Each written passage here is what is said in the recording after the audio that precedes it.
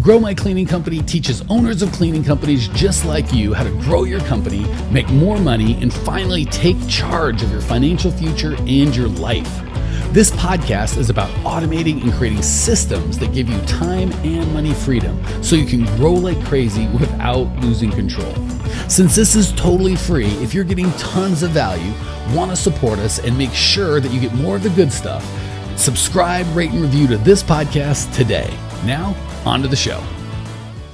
Hey everybody, welcome. I am so excited to be here with my lovely bride, Natalie, today. We are going to talk about tracking. I have been hearing so much owners of cleaning companies lately talk about they don't know what to track. If they did track, they wouldn't know what to do with that information. So they're stuck just either tracking too much or not enough. And if they have it, they don't know what to do and they give up. And there's a lot of confusion and fear. And it's a headache. The problem is lack of tracking will absolutely kill your growth. It's almost impossible to A, know if you're growing at all, or B, grow on purpose if you're not tracking with numbers, right? We've got a lot of emotions that I feel like we're growing, or I feel this, or I feel that, but our feelings will lie to us, people. Not only that, if the tracking doesn't put you out of business, it will 1000% rob you of your confidence and your clarity. And this one issue, lack of tracking or really understanding what numbers you should be tracking or how to track them or what to do with the information, that one thing can absolutely kill your growth, your momentum, your will to live, whatever you got. It ain't good. LaShonda says, hey, Diane Jean says, hey guys, good to have you both on the deal. Diane says, you guys are great. Oh, well, please don't ever let me interrupt you complimenting us, Diane. We love that. Appreciate you, sister. All right, so let's jump into what to track, why to track it. Starting with my favorite thing is Natalie says, "He guys." I'm almost guessing. Hey, Joe Lou's in the house. Joe Lou's like one of our most faithful. He's a Clean Profit Program guy. One of our most faithful Facebook Live guys. Always good to have you on, buddy. All right, so tracking, not knowing what to track and why to track it will kill your growth, kill your will to live, put you out of business, rob you of confidence and clarity. Let's talk about some of the false beliefs that kind of set this thing up so we can clarify those and get them out of the way right off the bat. First and foremost, my accountant handles that. There's the huge air quotes for those of you guys that can't see the video. My accountant, quote unquote, handles that. That is nonsense. That's like saying my marriage counselor handles my wife's needs. Like, I'm not talking anything weird. I'm talking emotionally and mentally and spiritually, right? That would be crazy. Certainly I can have a consultant or someone that knows more about a subject than I can, or I do, but to say that they would handle that is insane. You absolutely must have a clear understanding of your key numbers. Nothing hurts my feelings or makes me sadder when I'm coaching somebody and I ask basic information, sales, gross profit, overhead, is there profit? Are you making money? And they go, my accountant's got all that. And I go, can you log into your own books? No, I've got to ask my accountant, and he does a report or she does a report and sends it to me. Guys, gals, ladies, gentlemen, if you have to ask your accountant or whoever does your books, your CPA, your bookkeeper, whatever, to get you a report, something has gone horribly wrong. Certainly I like them doing reports. That's fine.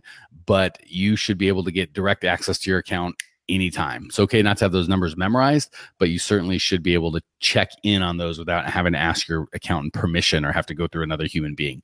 Any feedback before we roll, Natalie? Yeah, I mean, I think a lot of people have like this false belief that they know what they're doing. They're infallible. They won't make mistakes. The thing is accountants have a dozen or several hundred different accounts that they have to pay attention to.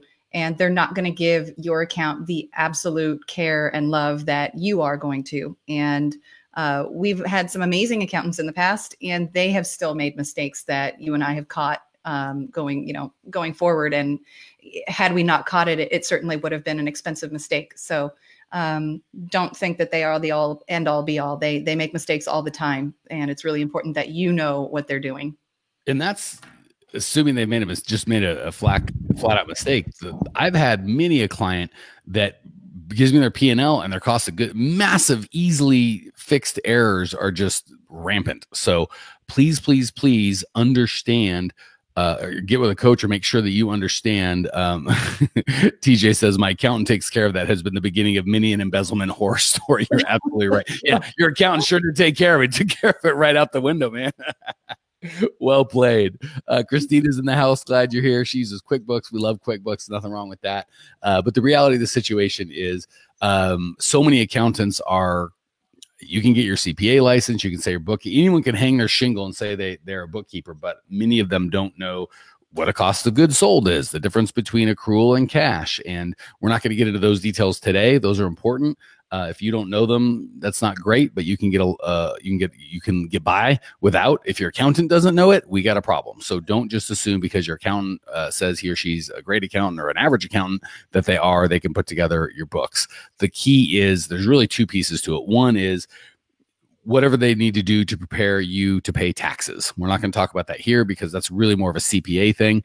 And as long as you're paying taxes legally and you're not overpaying, you're getting all the deductions that are legally due you, and you're paying your fair share or what the government requires you to pay, we're square on that end. What we're going to talk about today is the numbers to run your books. And a lot of times, even good CPAs that know how to prepare taxes right don't know how to prepare a profit and loss statement. So we have good data that we can actually use. So here's another kind of false thing that holds people back. It's going to take so much time to track. I used to track, and it would take me forever. The reality is it does not take that time. It takes very little time to track if you're tracking the right things. What takes a ton of time is to fix the messes. And a lot of folks that have come to me, and you may be in this boat yourself, a lot of them will have their books. So what happens, it starts off innocently enough, right? Oh, I'm just going to have my accountant handle it. And then you don't hear from her a couple months. And it kind of like the farther away it gets in time, the more freaked out we get that it's going to be a mess. And then it becomes where it actually is a mess and nobody does it. So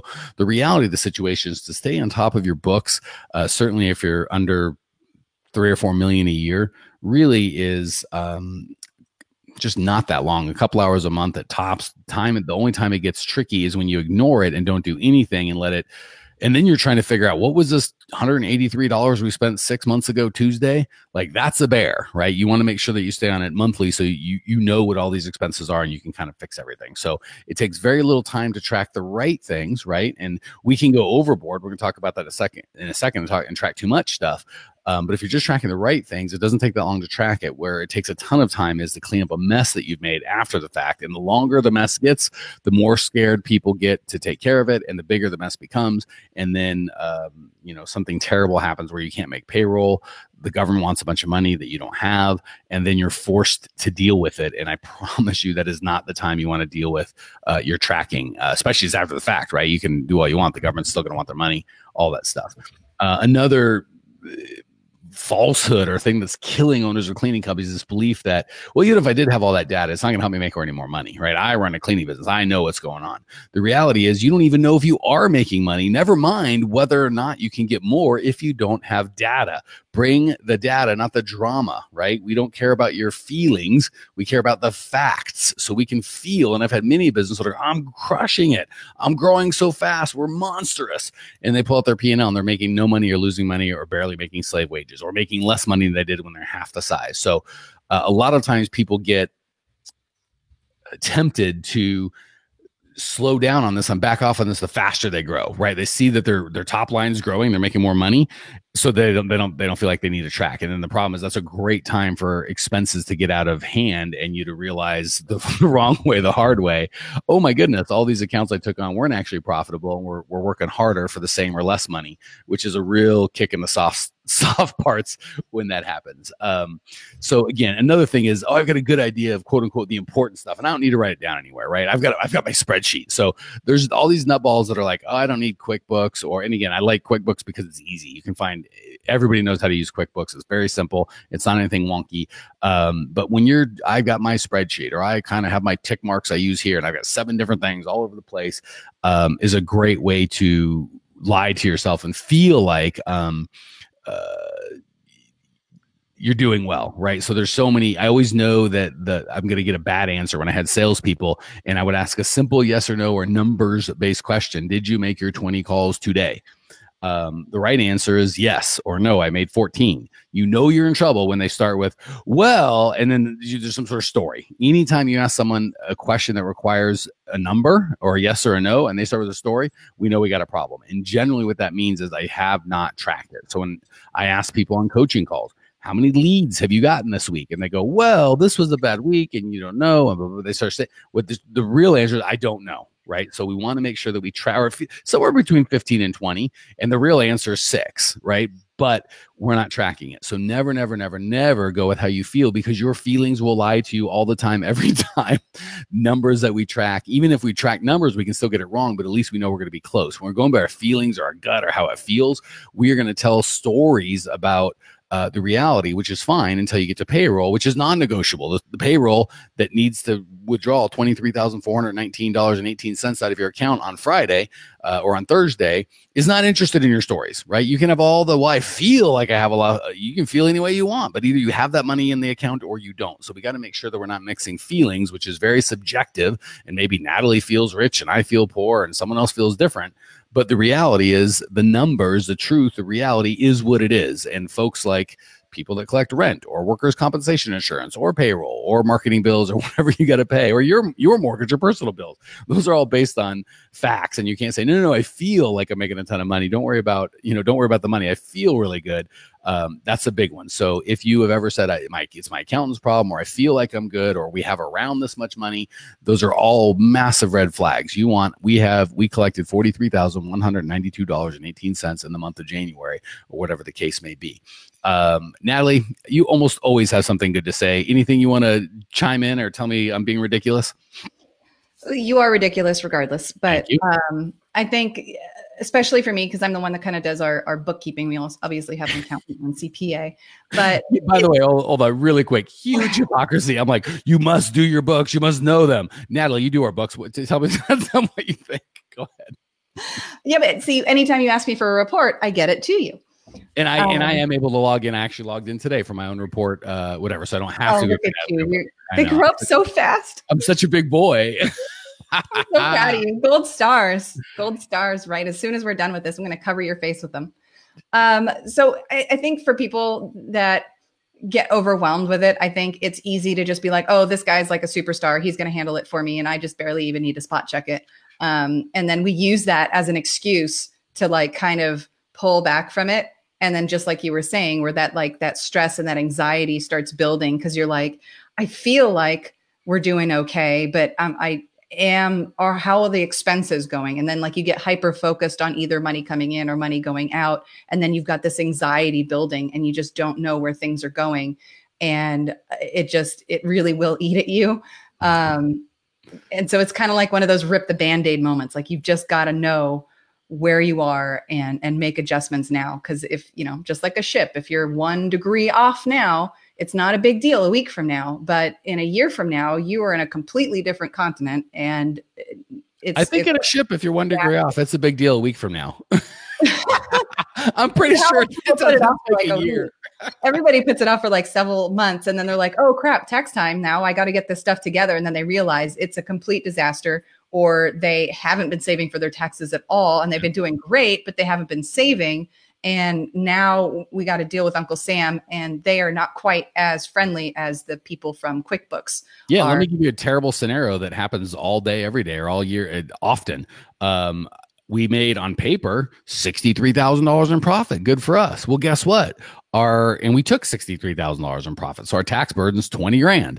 Well, the problem is we don't have good collection policies, which we'll talk in a different podcast. So we have $48,000 in receivables. So we only collected $22,000 or whatever in money. We owe $20,000 in taxes. How are we going to do this? Not something you want to find out April 16th or anywhere near April. And it's so funny. Natalie mentioned about the detail orientedness of I'll just trust my accountant. I have every cleaner I've ever talked to, just about without exception, says something like, I have to check my clean. They're not detail oriented enough. They'll leave a paper clip. And then they leave their entire finances for their whole company to some guy or gal that they don't hardly know, and don't check up on that guy with the entire finances of their company. But God forbid they let a cleaner alone with a paper clip at some customers' houses. It's not like you were arming them with TNT. So you guys really have to be careful of what you're we're stepping over massive dollars to pick up these pennies of wanting to check on employees. You look like you want to say something, Nat? Oh, no. I think with kind of people that we've talked to with the horror stories with their accountants, like their accountants were fighting them like, no, I don't understand accrual. We just do the cash thing. And I'm like, Just all the different things that people fight their accountants for. It's like your accountant should do what you tell them to do. You were telling them, you're paying them for that privilege. And if they are telling you, no, you don't need to do that, it's not a big deal or anything, like, I'm kind of at a loss of words. Which doesn't work really good when we're doing a verbal broadcast, but it just makes me angry that, that their accountant kind of bullies them into, no, this is the way that my accountant does it. Well, that's not going to work for you. You need to know which is fine until their accountant's a knucklehead and has no clue what he's doing or she's doing. And then now we got ourselves a problem. So right. Absolutely. You don't have to have a degree in accounting. You don't have to be a genius. And I promise none of this takes algebra or, I've never had a client that was too dumb to figure out his own books. They were too scared or disinterested. So, don't be scared. Don't be disinterested. Another thing that'll kind of catch you is I need to track everything, right? Because some people, we've talked about tracking nothing and how that can bite you right in the butt. The flip side of that is I have to track everything: website hits, phone calls, engagement, share. Facebook will give you 38 different reports, none of which mean anything, right? Because they just want to obscure the fact that you're paying a bunch of money and you haven't got any clicks yet, or you're, the 2 or 3 key data. So part of the thing is really understanding what's important to track, and not track too much. Because if you have all the data in the world, like all the stuff that we teach is probably on Google. If you had an infinite amount of time to Google and search and suss out who's right and who's wrong and blah, blah, blah, what you need is the right data at the right time. So it's really important that you don't overtrack. I'd rather you overtrack than undertrack, but a lot of people will swing wildly from I don't track anything or enough and I have no data and I'm flying blind, right? It's like I'm going down the freeway at 50 miles an hour with a top-down Ferrari, but I've got the daggum blindfold on. And then we swing to, all right, I'm going to track everything, control everything, which is fine. But if you don't know what data you're tracking and why you're tracking and what you're going to do with that information, it's not really going to help you. So the big things that you need to track are your profit and loss statement. This should be an accrual basis, not cash. And maybe we'll do a whole thing on that another time. Accrual. And if your accountant tells you, why would you need cash or why would you need an accrual? They're probably the wrong accountant. If you have any sort of receivables that you don't get paid immediately, or any sort of payables where you pay later, which is called payroll, people. They do the work today and you're going to pay them in the future. If you've got any of that stuff, hey, Ralph and or Gina Wrangle's on the phone. I miss you guys. Good to see you. Or good to virtually see you. Good to see your little emoticon of a thumbs up and I think a sad or angry face. I don't know what's happened, but I'm just going to go with the thumbs up and my old man eyes can't really see the rest. So we got to make sure we track a P&L. That P&L has got to be done correctly, which is sales, cost of goods sold, gross profit, expenses, net profit. If your accountant has your cost of goods sold, hello, Club de las, I'm not even going to try that last word. It sounds very fancy, but hello, we got a hello. If your accountant has cost of goods sold, what it costs you to actually provide your service in the expenses, that's another really good red flag that we've got to get another accountant or really educate this accountant on what's going on. So your P&L needs to be tracked. Your customer profitability, which won't show, because your P&L is going to show you overall profitability. Is my company profitable at the end of the day? The problem is whether it is or isn't, we don't know, is this specific customer profitable? So we want to track those and they work really well together. The P&L is how's my company doing from a big overhead view, and we can use that data to know if our costs of goods sold are high, maybe it's time to raise prices. If our expenses are high, we might need to cut them or raise. The answer to everything is always raising prices, by the way. It always can be, but that's where I'd start. But there's always all right, that's it. You can just stop listening to all the podcasts. Yeah, just raise prices and we're done. That's enough. We're done. We're going to retire and go home now. And we're not going to raise my prices first. But then no one will pay because I've already told them everything. Yulia says hello. Good to see you, Yulia Fields. So yeah, I forgot where we're at. So cost P&L done properly you need, which is an overview of your profitability, customer profitability. So are you profitable per job? Client and employee attraction data. How many inquiries, bids, sales, and stops are we getting per month from the client side? And how many applicants, interviews, and hires and stops are we getting on the customer side? That's really it. So you start getting 4, 5, 6 million, multiple different things. We can modify that a little bit. But for most of you listening, certainly if you're under $1 million, if you just track your P&L, your customer, your profitability by customer, the client attraction data in terms of where my leads coming from, how many of those leads turn into bids, how many of those bids turn into sales, and then same with the employee side, you've got the data that you need and you won't get overwhelmed. The good news is when you do track, you will have the confidence in the data to make real decisions, not based on feelings. Like TJ said, I feel like my rent check should clear. Okay, well, let's see if it does, right? That is not the life that we want to be. I've been broke before and been at the gas station with the debit card going, please, come on, don't decline. It's so embarrassing. Especially someone else is far away. Yeah, that's the worst.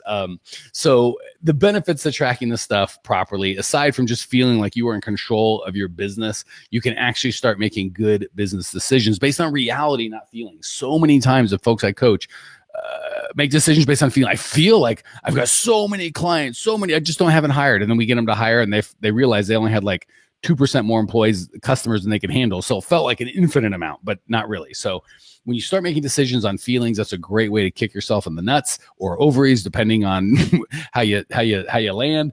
When you do have confidence, you can make real decisions based on real data.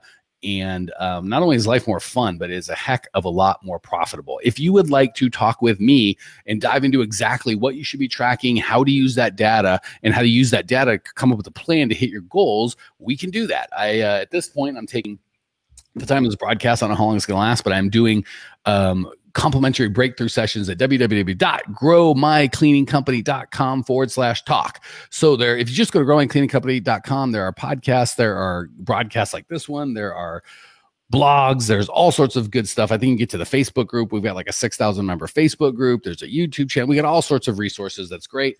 If you would like my personal help, you just have to go to growmycleaningcompany.com/talk. I, at this point, am personally doing the breakthrough sessions. We can dive into your business. We're going to talk about some of these numbers, what you should be tracking, how to use that tracking, how to set up goals, how to reverse engineer those goals with the data that you've got to kind of come up with a plan that's going to work going forward. Robert says, is this recorded for play at a later date? Yes. If you go to growmycleaningcompany.com in a week or so, I don't know how long it takes to get there, it will be there. Actually, there's probably a link you can go to. If Natalie can put in the link to get this thing, I have no idea what it is. If she doesn't put it in, that means she doesn't. What are you going to say, baby? So there's a bunch of places you could see it. If you go to growmycleaningcompany.com/Facebook, YouTube, growmycleaningcompany.com/iTunes.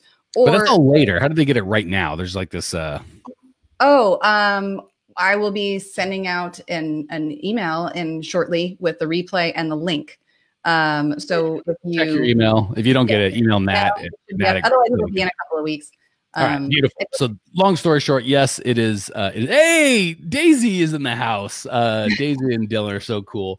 All right, guys, again, we're going to take this offline so we don't bore the pants off of everybody. I almost bored myself talking accounting, but this is so important. It is not the sexiest topic unless you're a nerd like me who gets into this crap. It can be boring, but it is so crucial, so crucial. If I could pick one, this would be my top 3 of things that you need to do if you're going to be successful, is be willing to get your arms around these numbers. I promise you, it's not calculus, it's not algebra, it's not trigonometry, it's adding and subtracting. There's just some basic stuff that you've got to get. Without that, it's a sad place to be. So if you want me to go through this with you, growmycleaningcompany.com/talk. If not, just go to growmycleaningcompany.com for all the cool stuff that we offer. You guys are the best. Thanks for hanging out. Talk to you soon. Thanks for tuning in to today's show. If you're fired up, ready to grow, and want to see if you have what it takes to work with us at Grow My Cleaning Company, here's what I want you to do right now. Go to growmycleaningcompany.com/talk. That's growmycleaningcompany.com/talk to book an appointment to speak with me personally. I'm going to jump on the phone with you to get you crystal clear on where you are now, where you want to be, and how to get you there. Don't walk around in the dark any longer. If you are serious about growing your cleaning company, it's time to finally get the systems in place that you need to grow. We've helped hundreds of owners of cleaning companies not only grow their business and their personal freedom, but give back to their community as well. If that's what you're looking for, head over to growmycleaningcompany.com/talk and book a time to talk with me personally. I can't wait to get to know you and your business.